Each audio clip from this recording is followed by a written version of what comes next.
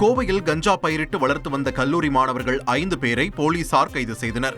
குனியமுத்தூர், புதூர் உள்ளிட்ட பகுதிகளில் கல்லூரி மாணவர்கள் தங்கியுள்ள அறைகளில் போலீசார் சோதனை செய்தனர்.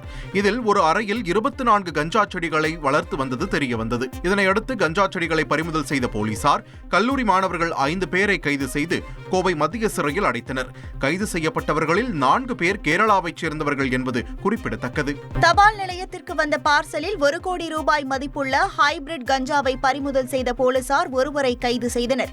கேரள மாநிலம் கொச்சியில் உள்ள கரக்காமுரி தபால் நிலையத்திற்கு தாய்லாந்தில் இருந்து பார்சல் ஒன்று வந்தது. காக்க நாட்டை சேர்ந்த சபியோ ஆப்ரஹாம் ஜோசப் என்பவருக்கு வந்த பார்சலில் சந்தேகம் இருப்பதாக தபால் நிலைய ஊழியர்கள் சுங்கத்துறையினருக்கு தெரிவித்தனர். சுங்கத்துறையினர் பார்சலை பிரித்து சோதனை செய்ததில் 1 கோடி ரூபாய் மதிப்புள்ள உயர் ரக கஞ்சா இருந்தது கண்டறியப்பட்டது. இதையடுத்து ஆப்ரஹாம் ஜோசப் போலீசாரால் கைது செய்யப்பட்டார்.